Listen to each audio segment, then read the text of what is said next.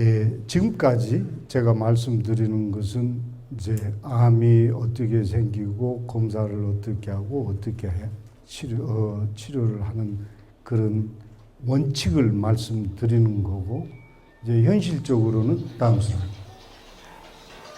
우리가 면역 치료라고 하면은 크게 네 가지로 얘기를 하고 있습니다. 면역 세포 숫자가 적을 경우에는 가령 우리나라 국군 숫자가 줄 때는 자기 피를 빼가지고 바깥에서 그 숫자를 확 늘립니다.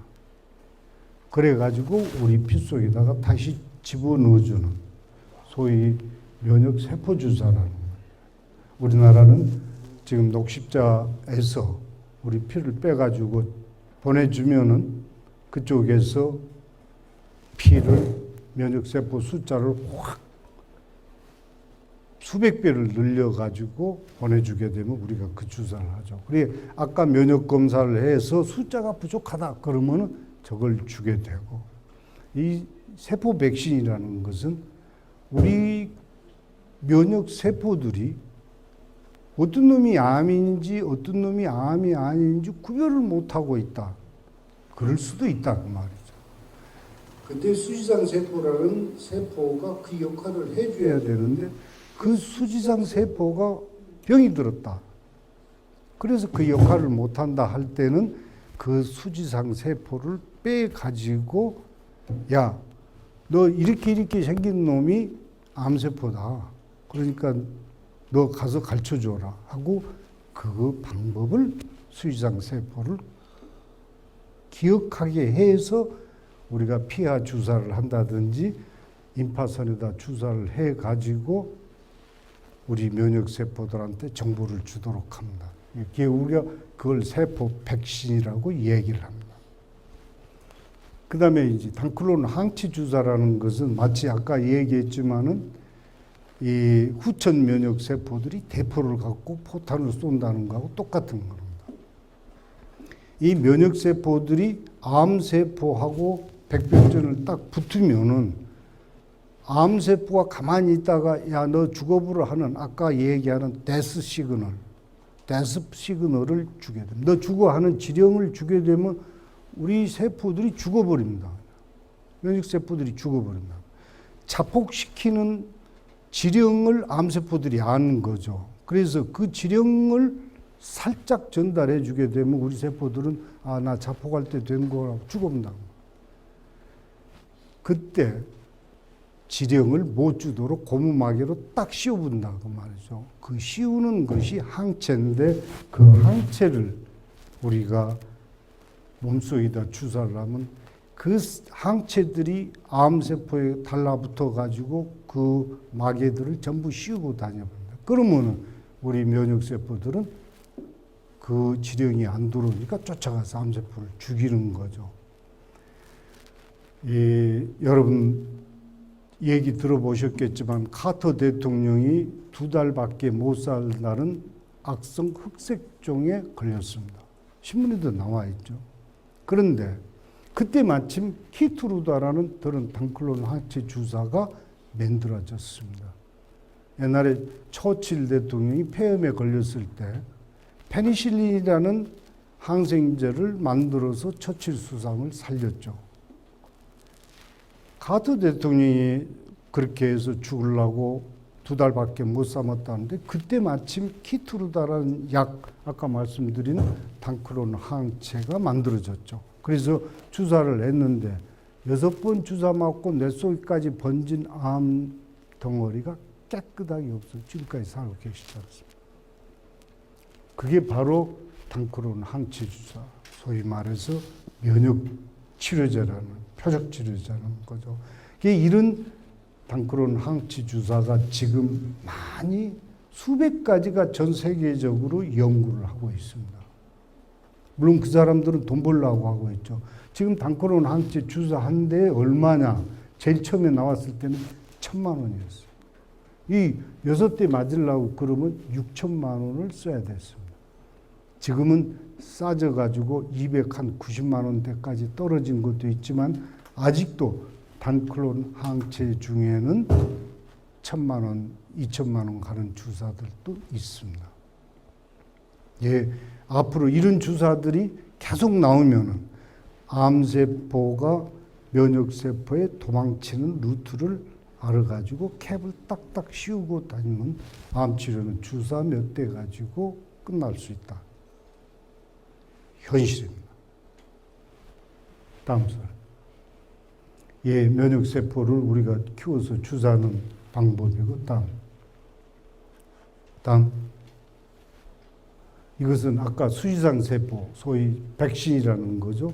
이 수지상세포, 그게 꼬리들이 나무가지 같이 됐다고 해서 수지상세포. 이게 우리가 암세포의 정보를 주어가지고 이 세포를 피하에다 주사하면 이 세포가 임파선으로 가가지고 거기를 흘러가는 T세포, 소위 국군들한테 야, 이렇게 생긴 놈이 암이니까 죽여.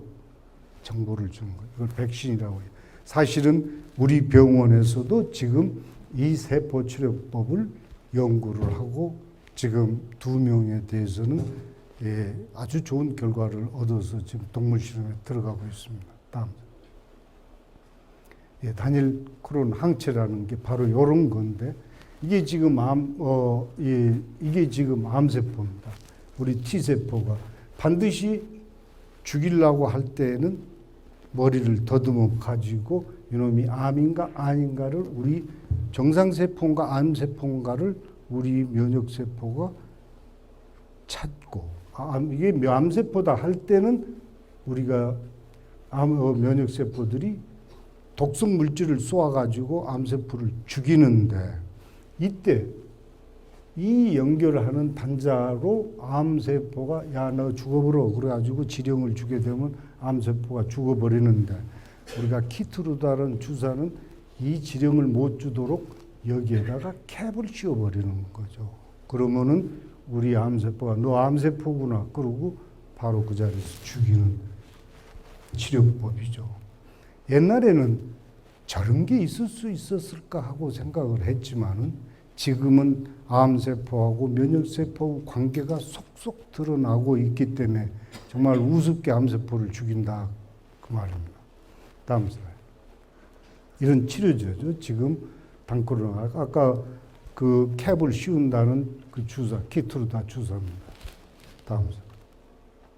실제 우리 병원에서도 우리 병원 원장님이 연세가 83살 때 암에 걸리셨는데 간암이었습니다.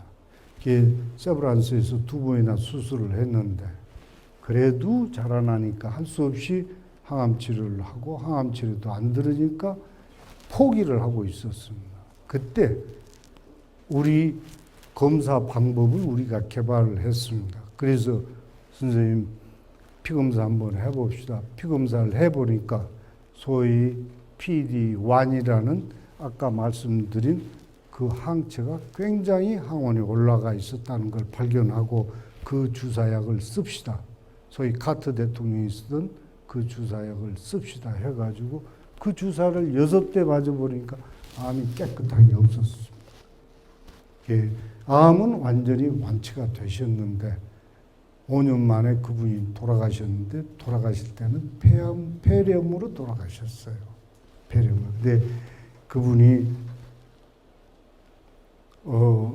저희 이제 면역치료제의 부작용은 뭐가 있냐 그러면 소위 자가 면역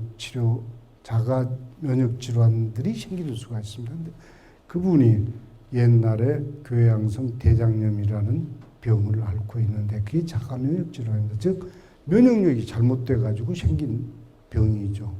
이제 그것 때문에 결국은 폐렴이 돼 가지고 폐렴 돌아가셨는 다음 슬라이드. 자, 지금까지는 우리가 의사들이 면역치료를 어떻게, 벌써 암에 걸려가지고 암세포가 면역세포로부터 도망치는 방법을 터득해서 걸렸을 때 치료를 하는 방법들을 여러분들한테 설명드렸습니다.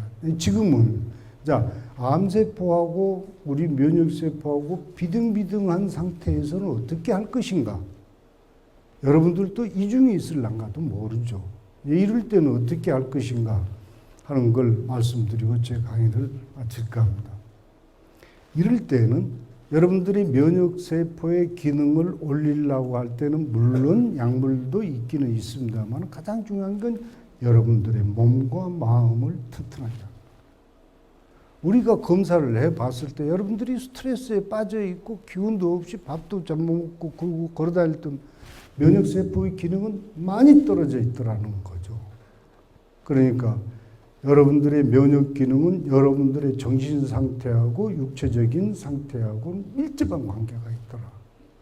그걸 우리들이 발견했습니다. 그래서 면역 기능이 암세포하고 이퀄리브리엄, 평형 상태에 있을 때는 여러분의 몸을, 심신을 튼튼하게 해야 된다.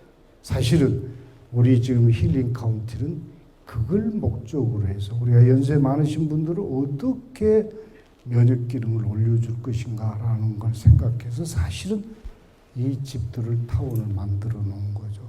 옆에 혼론센터부터 이제 차근차근 이걸 보강을 할 것이고 여기에 대해서 전문가들을 서울에서 내려보내가지고 여러분들의 심신을 튼튼하게 하는 방법들을 할 겁니다. 이제 가장 중요한 게 멘탈, 정신 상태를 튼튼하게. 여러분 스트레스, 걱정, 고민으로부터 탈출하라.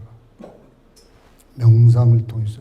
명상 전문가들은 여러분들이 고민을 어떻게 해결할 것인가 하는 것에 대해서 마인드 컨트롤, 소위 자신의 의지를 제어를 해줄 수 있는 방법들을 가르쳐 드릴 거고, 운동이라는 것은 굉장히 중요한 것이다. 그런데 운동을 잘못 알고 계시는 것은 무조건 열심히 많이만 하면은 몸이 튼튼해진 줄 알고 있지만 면역 기능은 천만의 말씀입니다. 또 할래 하루 종일 걷고 돌아다니는 사람 면역 기능이 올라갈 줄 알았는데 나는 운동을 하루 종일 한다는 아니더라. 이런 여러분들이 알고 있는 것들은 사실은 다른 것들이 많다는 것. 다음, 우리가 스트레스를 많이 받게 되면은 우리가 교감신경이 흥분하게 되고, 교감신경이 흥분하게 되면 스트레스 호르몬이 나오게 되는데, 스트레스 호르몬은 가장 강력한 면역 억제제입니다. 우리가 스테로이드라는 거 여러분 들어보셨겠죠? 그건 우리 부신피질 호르몬제인데 스테로이드를 쓰게 되면은 면역 기능은 다운이 되는 겁니다. 그래 면역 기능이 올라가지고 너무 올라갔을 때 나타나는 현상들은 알러지라든지 소위 천식, 아토피 이런 것들은 면역 기능이 억제가 안 돼 가지고 올라가 버린 상태인데 그때 뭘 쓰냐? 스테로이드, 소위 면역 기능 억제제를 팍 써가지고 떨어뜨리는 거죠. 이게 여러분들이 평상시에 스테로이드 호르몬이 몸 안에서 늘어나고 있다고 그러면 스트레스를 많이 받고 있다라고 거꾸로 간접적으로 평가를 하죠. 그래서 코르티솔이라는 여러분들 피 속에서 그 성분을 측정하게 되면은 스트레스를 많이 받고 있구나 아니면 정상이구나 알 수가 있습니다. 다음. 사실은 아침부터 저녁까지 정기적으로 피를 빼가지고 검사를 해보면은 우리 면역세포들은 낮에는 툭 떨어지고 저녁에 잠잘 때는 올라가더라. 그걸 우리가 지금 발견해. 이 림프구라는 것은 면역세포들이죠.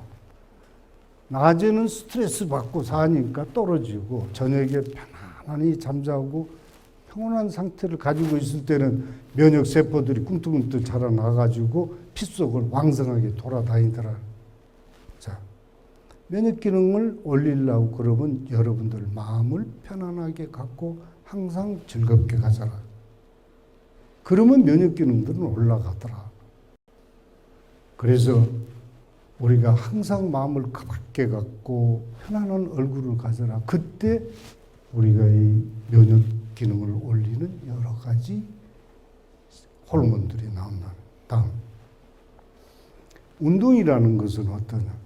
운동이라는 것은 가장 이상적인 운동 강도를 가졌을 때의 면역 기능은 최고에 올라간다는 거죠. 아예 살살 걸어 다니는 운동이라든지 아니면은 되게 아주 죽을 때까지 힘을 꾹꾹 주면서 하는 운동들은 도움이 안 된다는 거죠. 오히려 면역력에 도움이 안 된다. 이게 여러분들이 지금 어떤 운동 강도로 얼마만큼 해야지 내 면역력이 가장 좋아질 것인가 하는 것은 운동 처방 전문가들이 해줄 것이다. 여러분들 마음대로만 하시지 마라. 또 어떤 운동을 하냐? 유산소 운동이 좋다고 그러죠. 하루 종일 걸어만 다녀도 면역 기능이 올라요. 그건 아니다. 적절한 근력 운동을 해야 된다는 거죠.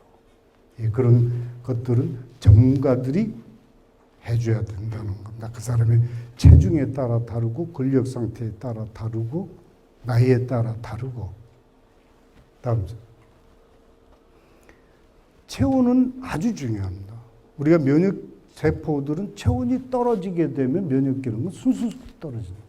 그러니까 여러분들이 찬데 가면 감기 걸린다라고 얘기하는 것은 바로 그 면역 기능 때문에 그래요. 감기가 걸리게 되면 열이 오르죠. 왜 그러냐? 자기 몸이 열을 내게 해가지고 면역세포 기능을 올리기 위해서 하는 자기 몸의 방어 기능이에요. 그런데 몸 조금만 열이 있다고 그래가지고 아스피린 먹고 툭 떨쳐버려요. 결국은 자기 몸의 방어 기능을 떨어뜨리게 되는 거죠. 여러분, 내가 몸살이 났더니 안방에 들어가가지고 이불 뒤집어 쓰고 땀을 쭉 냈더니 한결 나아졌다. 왜 그러냐? 면역세포 기능이 체온이 올라감으로 해서 많이 좋아집니다. 예, 우리가 병원에서 해열제를 쓸 때는 38.5도 이상으로 올라갈 때만 해열제를 주라고 처방을 냅니다. 여러분들 면역 기능을 위해서는 연세 드신 분 항상 몸을 따뜻하게 해야 돼요. 그래서 우리가 사우나를 아침 저녁으로 면역 기능이 떨어진 사람들한테는 꼭 의무적으로 가서 해라 하고 권하는 이유도 거기에 있습니다. 다음 주. 시즌별로 보면 면역세포의 숫자가 여름에 가장 올라가고 겨울에 가장 떨어진다는 거죠. 또 나이 드신 분이 따뜻한 쪽으로 이동을 하는 가장 큰 이유는 면역 기능하고도 관계가 있는 거죠. 그래서 항상 몸을 따뜻하게 해라. 면역 기능이 중요한 거죠. 다음.